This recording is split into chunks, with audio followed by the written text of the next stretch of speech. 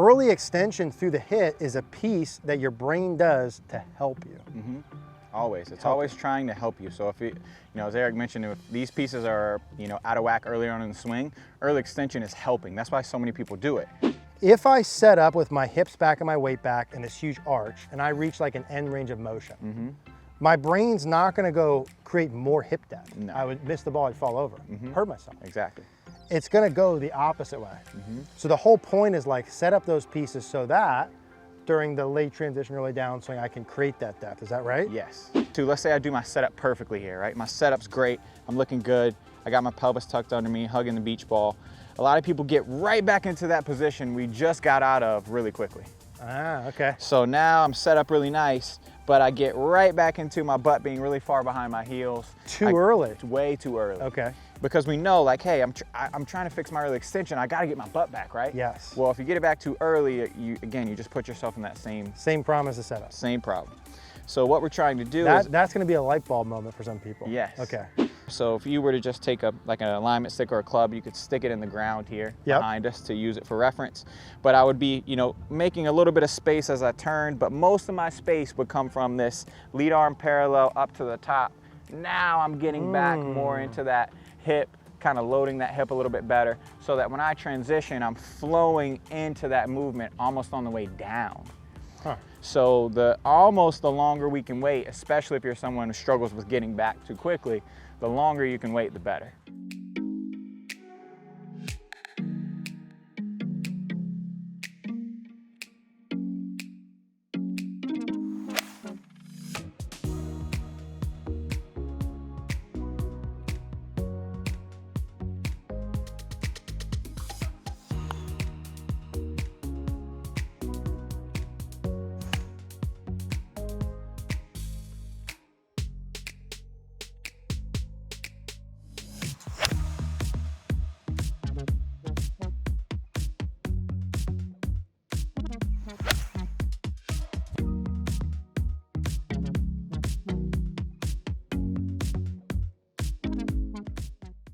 All right, JT, so in today's video, why amateur golfers, why the person watching can't fix their early extension. Now, in this video, we're gonna talk through 2 to 3 really important phases of the swing. But really what we see when we do all of our lessons, right, is when someone can't fix early extension, there's usually one of 2 problems. And they both are what you do earlier in the swing. Problem number 1, right, that we see is if you're out of position with the club or club face itself earlier in the swing, your brain's always gonna early extend to fix that. To help you. To help you. That would be potential issue number 1. The second potential issue, if you can't fix early extension, is your pelvis itself, the part that's early extending, if you will, is also out of position earlier in the swing. So I would say if we saw 100 golf swings, 98 of them either, and they're like, hey, I've got early extension for a long time, I can't fix it. I would say 98 out of 100, the shaft is too steep and or the club face is too open. That's one category. Or their setup and backswing pelvis motions are off. Yes. Agree or disagree? 100% agree. Agree, okay. Yeah. So that's the premise of this. You have to be able to fix what goes on earlier on. And to JT's point, early extension through the hit is a piece that your brain does to help you. Always. It's always trying to help you. So if you, as Eric mentioned, if these pieces are, out of whack earlier on in the swing, early extension is helping. That's why so many people do it. Yeah. And that's why it's hard to fix if you don't fix those root things. Yes. Because your brain's not going to do something, it's trying to help. Why would it fix that? Yeah, you would get worse. You would get worse. I think that's such a huge point, just those couple of things. So, okay, with that said, the pelvis motions, really we would look at the setup and the backswing. So early extension on the way down, right, we know is that we'll just say the hips kicking in towards the ball, not enough of the rotation, maybe not enough of the tilt pieces, or the side bend. So what would be the issues at the setup position with the pelvis that would lead to early extension later on?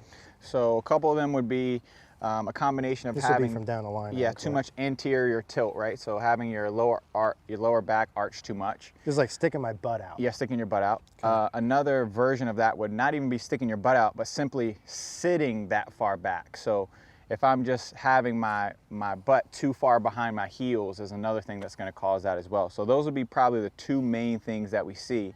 Just too much bent over to begin with. too much anterior tilt, or weight and pelvis just too far back into the heels. Yeah, 100%. I see hips too far back the majority of the time. And so from the down the line angle, when we look at like weight on the heels and hips too far back, let's say, where should we be? Right? Yeah. We would want the pressure to be more like balls of the feet. Yeah, balls of the feet, right on the edge of your shoestrings. Okay. So like just forward of middle of the foot. Yes. Kind of. That's fine. Yep. Now, if my pressure is more on the balls of the feet, my hips are going to be less back. But as a checkpoint from down here, do you like, let's say the back of the butt line sitting like a fist or a club head behind the heels? I like that. You like that? Yeah, and you could even go a little bit ahead of that, especially if you're struggling with sticking your butt way too far out. You can feel like your butt is right on the edge of your heels. Yeah. So okay, so the sensation's almost like trying to get the back of my butt as close to the heel line as possible. Yes, and then you bend your knees a little bit to get the knees over that same line of where the ball of your feet is. So, yep, exactly. Okay. So if I'm looking at the edge of my shoelace here, that's kind of where my pressure is, and that's roughly where my knees would be bent. Yes. And then I'm trying to get my butt line closer to your heels line. if you're sticking it too far out, If right? I'm out, A fist is a very good kind of baseline. So almost like if I was standing here and I put a fist behind my butt, if that was like a wall or something, Yes. I should be able to take a setup and kind of just barely get there. Yes, barely get there. Yeah.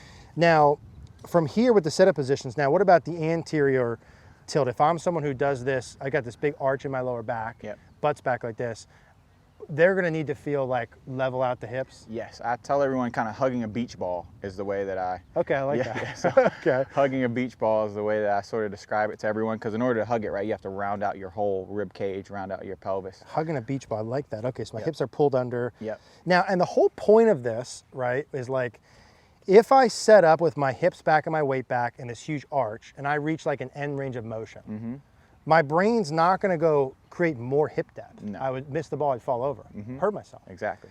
It's going to go the opposite way.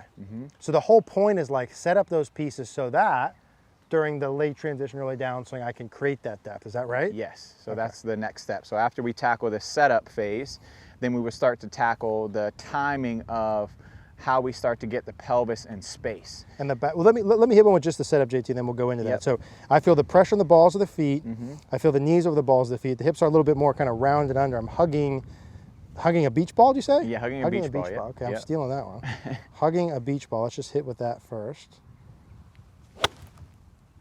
And if I feel like my hips are more under, very easy. I mean, my brain naturally wants to create hip depth and not kick more in towards the ball. Why would I kick more in towards the ball then, right? Yeah, exactly.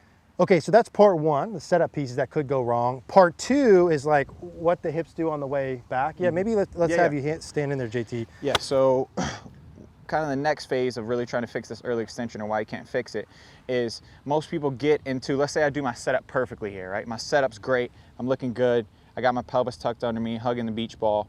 A lot of people get right back into that position we just got out of really quickly. Ah, okay. So now I'm set up really nice, but I get right back into my butt being really far behind my heels. Too early. Way too early. Okay. Because we know, like, hey, I'm trying to fix my early extension. I got to get my butt back, right? Yes. Well, if you get it back too early, you just put yourself in that same problem as the setup. Same problem. So what we're trying to do is that's going to be a light bulb moment for some people. Yes. Okay. So what we're trying to do is actually feel mostly like your setup for, let's say, the first half of your backswing. So you're trying to feel, you're turning, you're doing everything, you're side bending, but you're trying to feel like your pelvis especially is sort of in that same space of where it is. So it's not moving back, it's not moving forward, it's kind of just where it is as I'm, side bending and rotating up to the top. Now, and for how, that, would you say like the first half of the swing? The first half. Okay. Yeah, so we're at the first half. So now I'm here feeling the same tucked, turning, everything's the same. I'll get to this halfway back point. Now, this is where I'm going to start to change direction. I'm going to start to get ready to hit the ball. We want to be creating space for our hips as we do that.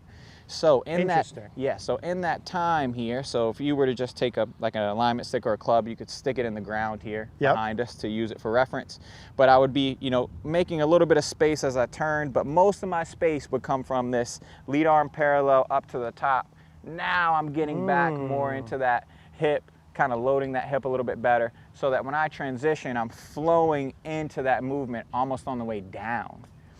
So the longer we can wait, especially if you're someone who struggles with getting back too quickly, the longer you can wait, the better. Let me hop in there, JT. and let's kind of demonstrate some of that. So like the timing is really important. Absolutely. Okay, so I got the setup pieces correct.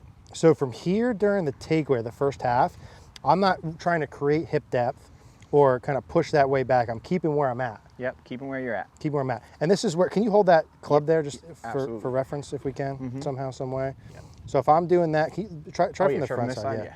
See if that helps. Yep. So if I was kind of underneath there, this piece here, I'm keeping that the same to about here. Yes. And now is where I do the kind of pushing back. Yeah, you can start to get it a little bit bigger, a little bit bigger, a little bit bigger. So now you have more and more space there. Absolutely, yeah. And then I'm keeping that in the transition pieces. Okay, so the timing, that's interesting. I think a lot of people have missed that piece along the way. Because, you know, a lot of people talk about just trying to do the motions, but when you do the motions is equally important. You could actually be doing the right thing at the wrong time and still get bad results. So JT, this is really important here. Yeah, that's we're gonna need to put that one on the screen there. The timing component of it. So let me try that and flow that into the downswing. Yeah, flow that in there. So does that setup piece look pretty good there? Setup piece looks really nice. So I'm gonna keep that early and then flow on the way down. Yeah, way, way, way easier to create the sort of depth pieces, from what I feel at least, compared to the normal. And that's a good point. Look, back to the original, we said, hey, if you struggle with your hips kicking in towards the ball through impact, there's reasons earlier on. And so if you want to stack the odds in your favor, keep this forward and neutral. Like, why would you go more forward? Yeah. You never would do that. No. You would create the opposite effect, right? The same thing as to why when you reach end range of motion back here, you go this way. Well, if I kind of reach end range of motion this way almost, I can create the opposite. Exactly. Got it, okay. That's but the timing. The timing is huge. When we create that force is super important. More like that. Love it, yeah, very good. Okay, let's do one more with that. See, so I'm gonna get the hips under it set up, keep them like that till about halfway back, and then create it late, backswing, early downswing. Create it late. And I can tell via me doing these drills right now that I'm definitely, and I know that I do, right? I like to do it early. Yes. And then my hips like to kick more in this way. Yep. The timing thing. So this could also straighten out your ball flight for sure. Yeah. JT fixes my Eric's early extension after 27 years. Okay, have it under, keep it under. Yep. And move it back. Yeah, great. Yeah, that feels really good. So good, yeah. So I think that drill with just an alignment stick there, guys, would be really, really simple. So Eric, if you just want to set up quick, and I'll just kind of show you guys where the alignment stick should be. So, you know, you just stick an alignment stick here, would reach, you know, towards the middle of your thigh there, and you're just going to use it for reference. You want to use this? Yeah. Try popping that one in there. Yeah, let's see if that works. Yeah. Still reach in there. So that would go down in front. Yeah. And what I'm feeling is like the distance between here and here stays kind of the same early. Stays kind of the same early. Okay. So this stays here early, and then I create it. Yeah, and then try to get a big space in there. Keep that space in there. Keep that space. Yeah. Get a big space, keep that big space. So I'm almost, as I'm starting down even, like when I'm going back, my right hip in transition is getting deeper, a little higher than my left. And it's feeling like it's staying like that maybe for a second as I start down. Yes. Okay. Okay, let's see here. Beautiful. Okay. All right, I'm gonna hit with this thing in. Wish me luck. It's under. Yeah, that felt really good. So good. So I like that. I like that a lot as a drill. I know, like sometimes we talk about like having almost like a wall in front of your hip here, like this, sort of to serve the same point, like a chair or something you can create space from. So just create some awareness. Yeah, I love that. So early extension, right? Like, man, if you have had early extension for a long period of time, it's your brain trying to help you, or there's pieces earlier on in the swing that are causing issues. So over exaggerate the pelvis piece that's set up and those backswing pieces, the timing that JT mentioned. Make sure your shaft and club face always are in order, or else you're always gonna have to make up for those. So I think that was killer. Really good. JT, if you wanna do some in-person lessons with JT, as I mentioned these past couple of videos, he's available in person. Go to him, he can come to you, he's all over the place. Yep. I work with him obviously on my own swing here as well, would highly suggest him for you if you're interested in some in-person schools. We also do online coaching together, CogornoGolf.com. Would love to see you there. We'll put that down below. If you guys do enjoy these videos, guys, any sort of action below, if you want to help support the channel, really, really helps. Click the like button, subscribe, share with a friend, leave a comment. All that stuff helps us send this to other people. So we would appreciate that. Thank you guys for watching. Awesome. Killer. Good stuff. Killer. Beautiful.